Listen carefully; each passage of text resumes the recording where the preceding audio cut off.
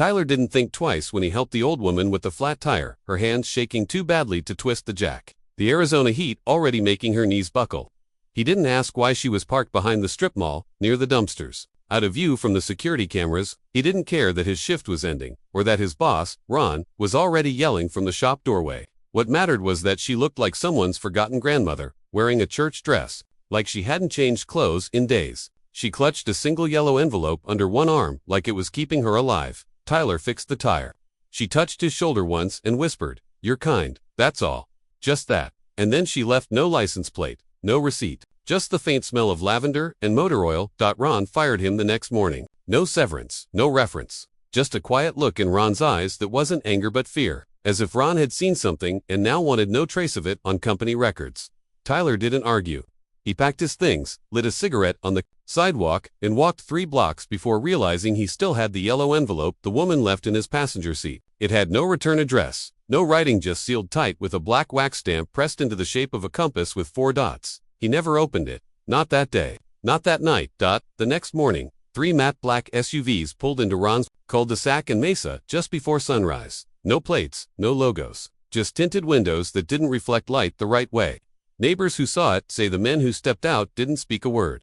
One stood at the edge of Ron's driveway while the others approached the door. No knock, no warning. Ron never opened it, but he screamed once, only once, and then silence. That same night, something broke into Tyler's apartment, but nothing was stolen. Instead, the only thing that changed was his digital alarm clock. The time froze at 4:04 a.m. It wouldn't reset, wouldn't unplug, just blinked her name over and over again. Not his grandmother's, not anyone he knew, just the name, Lillian. The next day, a baby was born in the next unit. Nothing unusual except when the nurses leaned down, the newborn stared past them, toward Tyler's wall, and said, in a gravel-thin whisper, "He's already opened it." Tyler hadn't, not yet.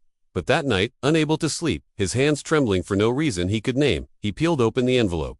Inside was a single Polaroid photo, a picture of his own bedroom taken from above his bed. And in the corner, barely visible in the shadow, a silhouette of a woman in a church dress, holding up her hand like she was warning him to stop. And just then, the floorboards creaked. Not outside his door. Inside his room. The envelope fluttered from his hands as something cold brushed the back of his neck. That's when he realized, asterisk, Ron wasn't fired from his life. Asterisk, he was erased from it. Asterisk, the sound wasn't the floorboard, least not like Tyler remembered it. It didn't creak like old wood bending under weight. It clicked, like something had snapped into place behind him. But when he turned around, there was nothing. No woman, no shadow, just the open envelope still fluttering on the floor, and the feeling, so intense it made his skin crawl, that something had just stepped away before he turned, as if it had known exactly when he'd look. His breath fogged the window glass. But the air was warm. Outside, the street was empty, but the streetlight buzzed like it was trying to say something. He stared out for a long time, heart pounding in the silence, until a single thought, quiet, poisonous, snuck into his mind. Asterisk, was I ever fired? Asterisk, he tried to remember the moment, Tron's face, the way the heat shimmered off the auto shop's roof, the feel of the keys being dropped in his hand as he left, but it was slippery. Details swam away the harder he reached for them. He remembered telling someone he got fired, but had he actually been there? Had Ron Asterisk actually said the words? Asterisk, that night, Tyler didn't sleep. He stayed sitting up, a kitchen knife across his lap and the Polaroid face down on the floor like it was radioactive. Around 3:17 a.m., his phone rang. No name, no number, just voicemail flashing across the screen in looping static. When he played it back, it was him, his voice, speaking in a low whisper. Asterisk, she's not done with you. You left her there. Asterisk, the voicemail was timestamped 2 days earlier. Before the woman with the tire. Before the envelope. The next day, the apartment complex manager told Tyler someone had been asking about him. A woman, tall, in dark glasses, said she was from Asterisk Records. She didn't leave a card. Just stood in the courtyard, staring at his unit, for over 20 minutes. When he checked the security footage, the files were corrupted. Every time she appeared, the video turned black and hissed like it had audio, but only when muted. When he tried turning up the volume, the screen froze and the system rebooted. That night, someone knocked on his door. She said her name was Brooke. She wore jeans, a leather jacket, too big for her frame, and eyes that didn't seem to blink at the right time. Claimed she worked with Ron Asterisk back in the old days. Said she heard what happened, except she didn't ask about the old woman, didn't even mention the envelope. All she wanted to know was what he remembered. He told her everything, the tire, the whisper, the photo. He watched her face as he spoke, flat, almost bored, like she was waiting for him to say a word. He didn't know yet. Then she leaned in and asked, "When did you first start noticing the skips?" Tyler didn't answer, not because he was hiding something, because the question itself was wrong in a way that made his stomach twist. She smiled, like she'd caught something behind his eyes. "You're hearing them, right? The audio drags, people talking slower than they should, words doubling back, like a record trying to reverse itself." He just hadn't admitted it to himself yet. The next night, he watched a home video from years ago, him and his sister as kids. Christmas morning, opening gifts under their old family tree in Tucson. But halfway through, the tape jolted. His childhood face blurred, then cleared, except his voice said something it shouldn't have. He rewound it 3 times. Each time, the tape skipped at the same moment. He didn't say Merry Christmas, he said, "She's under the stairs." His sister confirmed the video was real, but she didn't remember that part. No one remembered that part. Brooke showed up again 3 days later, but something had changed. She was sweating, eyes dilated, said she hadn't slept in 40 hours. She kept checking her pulse with her fingers. "They're not letting me dream anymore," she muttered. "Every time I close my eyes, it's just static, not even darkness, just static. Like something's intercepting it." Tyler tried to push her for answers, but Brooke became evasive, unreliable. She kept contradicting herself. One moment she claimed to be from Ohio. Then later she mentioned her childhood on the Gulf. She said she'd never met Ron. Then later, Ron knew what the envelope meant. He just didn't want to see it again. He asked if she was part of something government, secret experiment, cult. She laughed so hard it came out as a sob. "No," she said. "It's worse, it's real." By then, the Polaroid had started to change. He kept it sealed in a drawer, untouched. But the silhouette in the corner grew clearer every few days, a little more detail. A ring on the hand, a tilt of the head, and worst of all, the photo's background was no longer just his bedroom. There were others behind her. Watching, Tyler started keeping a notebook. Not for thoughts, he didn't trust those anymore, but for timestamps. Every time he lost time, every glitch in conversation, every moment a stranger said something too familiar. July 22nd, 2:14 p.m. Man at gas station called me Joseph. My name isn't Joseph. July 26th, 3:09 a.m. Static woke me. Phone said call from memory hole. No number logged. July 28th, 9:31 p.m. Found note in my handwriting. Ask her about the hallway that doesn't exist. I don't remember writing it. On August 1st, Tyler tried to visit Ron's house. There was no house. The lot was empty, grass flattened like something massive had been there and was removed. No neighbors remembered him. No Google listings. No property history. Brooke said she had proof. Brought him a tape recorder from her car, one of those clunky silver ones with push buttons and a cracked mic grill. Said she'd recorded one of her skips while walking through a mall. She pressed play. For a moment, it was just normal ambient noise. Footsteps, music voices. Then a voice cut through. Flat and synthetic, not hers. You were warned. The envelope was never for you.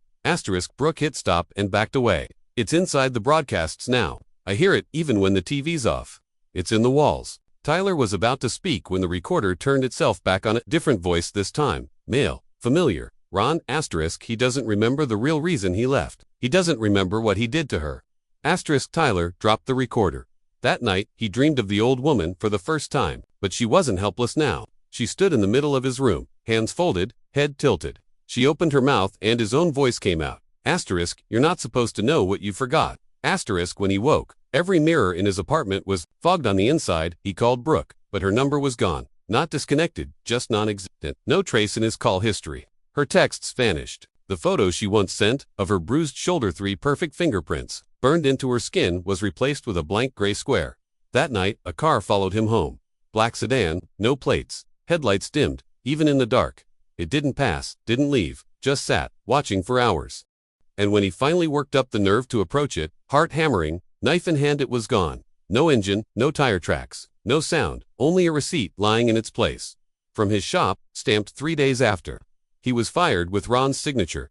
Only Ron was never real, was he? That night, Tyler opened the drawer again, looked at the Polaroid. The woman was gone, but now he was in the photo laying in bed, asleep. And behind him, blurry but unmistakable, was Brooke, smiling, reaching for his face. Except she wasn't Brooke anymore. She was Lillian. The name from the clock. From the baby. The woman under the stairs. And her eyes were his. What happens when the truth isn't hidden, but erased? What do you do when you weren't supposed to survive the moment? You opened it. They warned you, but you kept listening. The breakthrough came quietly. almost mercifully, as if the story had decided Tyler had earned a moment of light after days of suffocating fog. It happened on a Tuesday morning, when the air outside smelled like static and the clouds above Mesa had hung too low, like they were waiting for permission to collapse. Tyler had been spiraling. Sure, no sleep, no answers. Walls thinning, but the message came in clean, direct, and sudden. A manila envelope slipped under his door. No name, no return address. Just a postmark from Larkspur, Colorado. He didn't even know where that was. Inside the envelope were two things: a worn VHS tape with the words asterisk, asterisk, 11/14, you promised, asterisk, asterisk scrawled in red ink, and a photo he recognized instantly, though it shouldn't have been possible. It was his third-grade class picture, taken at Roosevelt Elementary, back when he still believed his mom's perfume could keep nightmares out, and that the blue of a school locker was the deepest shade of safety. There they all were, row by row, frozen in time. But something was wrong. He wasn't in the photo. Every kid was smiling stiffly, each face accounted for, except the space where he should have been. Just a smudge of gray static, like the negative, head burned. Even stranger, he remembered that photo being taken, remembered what he wore. He even remembered the photographer coughing and asking the kids to say cheeseburger. He was there, but the photo had decided otherwise. He rented an old VHS player from a pawn shop run by a man who didn't look him in the eyes. When he got home, hands shaking, Tyler pushed the tape in and sat back. The screen crackled. For a long moment, it was just static. Then the image flickered into an old living room. Late 90s decor, ceiling fan spinning, the whir of a camcorder mic picking up faint conversation. The camera panned across a family gathering Thanksgiving, maybe older relatives. Laughing, a turkey being carved, kids running in and out of frame. Then the voice came. His voice, "Dad, do you remember the girl from under the stairs?" The camera shook slightly, turned toward a tall man in a flannel shirt who paused mid-slice. "Ty, we don't talk about that, remember?" he said, his smile twitching. "But she said it wasn't over." "She said, I promised." A hand reached toward the camera, then presumably his mother's, and the video stopped, froze, then rewound itself at unnatural speed. Like something inside the tape didn't want the rest played. But Tyler had seen enough. That voice, that boy, it was unmistakably him. But he didn't remember ever saying those words. Didn't remember the gathering. Didn't remember that house. The next day, the dreams changed. No more woman in the church dress. No more silent watchers in the photo. Now it was the stairs, the ones from his childhood home, the ones that creaked in a very specific rhythm. Down 3, pause, down 4. He dreamed he was under them again, crouched, whispering secrets into the wood, carving names into the beams that he no longer remembered learning. He called his mother. Her voice cracked at the mention of Larkspur. That's where we lost you," she said. The line went silent. When she spoke again, her voice was a whisper. "I told them you fell, that you hit your head and forgot. But you never fell, did you?" Tyler pressed the phone to his ear so hard it hurt. "What do you mean lost me? You were gone, Ty. For 2 days we couldn't find you. We searched the whole town. Police dogs, helicopters. Then you just walked back inside like nothing happened. You were holding a photograph. What photo? I don't know. You never let me see it. You just kept saying you'd promised her something, and then you stopped talking for almost a year." Tyler didn't respond. Couldn't. The room seemed to spin as memories tried to crawl out of places they weren't welcome. The phone dropped from his hand as the television turned itself back on, static washing over the screen like a tide. He reached for the VHS, ejected it, snapped it in half. Nothing changed. The static stayed, and then, emerging slowly through the screen, a face began to form. Not a face he recognized. Not exactly. It had no clear eyes, no mouth. Just features he almost remembered, as if it had been in dreams before, or in reflections he'd caught in a spoon, or in a face drawn by a child who didn't understand what they were afraid of. Then it smiled, not visually, but emotionally, like the feeling of someone watching you from just behind your spine. Then came the resolution. Or what he thought was one, Brooke returned. Or someone wearing Brooke's face. She looked different, paler, thinner, eyes too wide and pupils too dark. But she talked like Brooke, moved like her, told him the program had failed, said they were wrong to erase him, said he was part of it once, that the envelope was never meant for delivery, it was meant for recovery, a test, a way to see if the damage could be undone. "You passed," she said. "You remembered enough. We can fix the rest." Tyler wanted to believe it so badly. She spoke with clarity now, not the fractured mutterings of last week. She had names, documents, timestamps, said the force behind all of this was a defense project abandoned in the early 2000s, *MKRIP, something to do with memory recursion loops and deep trauma as camouflage. It worked too well. Participants began believing the cover identities. Losing track of time, forgetting their own real lives, he had been one of them, an early child subject. Larkspur was the site. It was supposed to be buried, she said, brushing her hair behind her ear. but the loop kept you alive longer than we thought. You were never meant to come back here." She handed him another envelope. White this time, sealed with a government stamp, his name printed clearly on the front. "Tyler Henry, reset authorization. Sign it," she said, "and you'll remember everything." He stared at the pen. His hand hovered. The room felt heavy, but something didn't sit right. "Where's the VHS tape?" he asked her. She froze. "I didn't tell you about that yet." She smiled again, but it was all teeth. "Oh, Tyler," she said softly. "You never told me anything." She disappeared. When he blinked, just gone. The envelope turned to ash in his hands, and the TV behind him lit up again, this time showing footage from earlier that day. A security cam feed, him, standing outside the pawn shop, holding the VHS tape, except he wasn't alone. Behind him, reflected in the glass door, was the woman in the church dress, still silent, smiling. She never left, and suddenly, every moment the envelope, the knocks, the photo. The dream of the stairs wasn't a message, it was a memory. One he had chosen to forget. Not to protect himself, but to protect her, because once you remembered her, she remembered you too. The screen flickered one final time and showed him something he could never unsee, a recording, black and white, dated from the 1970s. A young man, his same face, but dressed in old clothes, walking up the same staircase in an unfamiliar house. He stops, looks directly at the camera, and says, "You don't remember yet, but when you do, don't forgive me. Because it wasn't a haunting. It was a homecoming. And he never left the stairs. It started with a symbol. Not loud, not flashy, just a smear of black ink on the inside of Tyler's front door, shaped like a broken compass with 4 dots at the cardinal points. He stared at it for hours, trying to decide if it had always been there, if he'd passed it 100 times and simply filtered it out. Something in his brain told him to ignore it, to turn away. But something older, something buried, whispered that this wasn't the first time he'd seen it. The first dot appeared in his sleep, the second in the fogged-up mirror after a cold shower, the third in the pattern of blinking lights on a downtown crosswalk, and the fourth, that one wasn't his to see yet. He tried to tell himself it was nothing, a trick, a leftover hallucination from the unraveling that had begun with the envelope. But then the letters started showing up, not to him, about him. Folded slips of paper slid between bus seats, tucked into a library book he never checked out, scribbled in the steam of a public restroom mirror, visible only 4 seconds before vanishing. They weren't addressed by name, but they were intimate. One read, "He still doesn't know what happened in room 214. Another, the third time she whispered to him, he responded. He began walking differently. Watching everyone, he could feel it now, not paranoia, not fear, but the weight of observation. People weren't just watching. They were tracking. They were waiting. He noticed them first in the diner too. Blocks from his apartment, 3 men, at separate tables, reading different newspapers, sipping from identical chipped mugs. None of them ever turned a page. At first, he thought it was a coincidence. Then he realized all 3 papers bore the same date. August 14, 1993. His 8th birthday. The day he went missing. The day no one remembered anymore. Later that week, he heard a voice whisper his name through the static of a police scanner left running at a pawn shop. No officers were on the air, no open mic, just the dry hiss of the universe leaking, and behind it, a voice trembling with regret. He's remembering, out of order again. He wasn't alone. That became certain the moment he met the others. They called themselves the Recovered, not a group, not a club, just those who had seen behind the curtain long enough to know something else was pulling the strings. They didn't meet in the open, they didn't even speak directly. Their communication was ritualistic, encoded, a circle drawn in chalk under a park bench, a matchbook with one side burned, left inside a laundromat dryer, a child's drawing pinned to a community board, depicting a house with no doors and a figure staring from a second-story window with no eyes.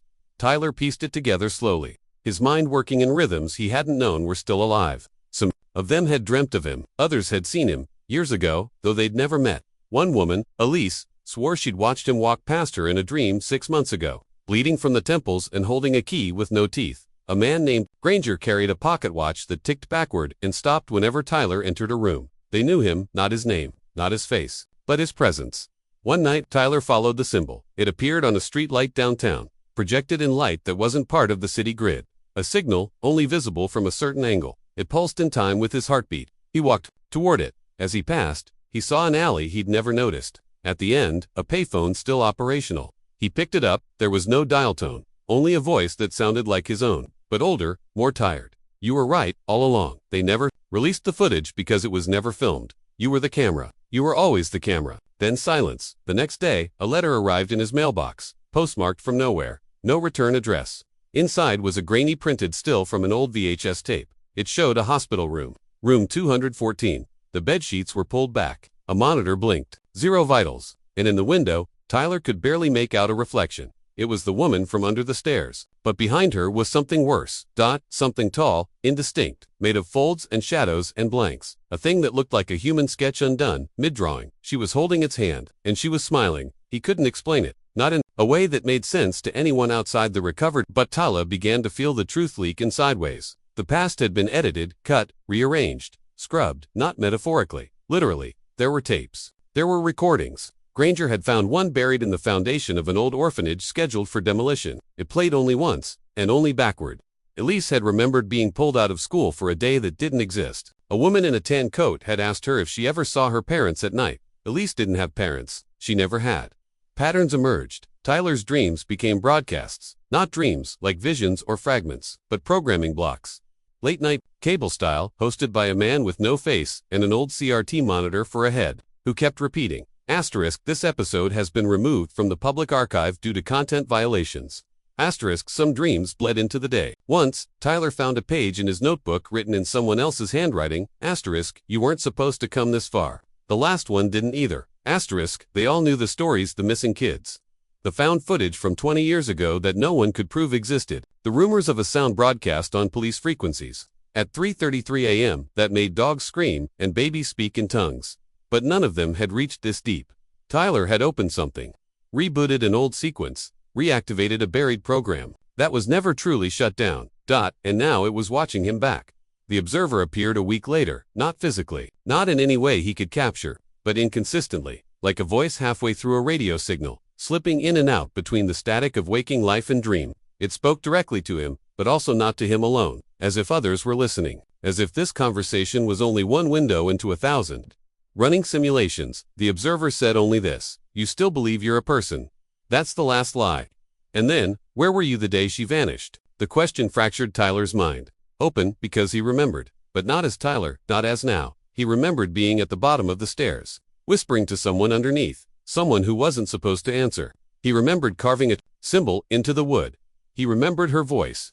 Not old, not young, layered, like it belonged to every age she had ever been.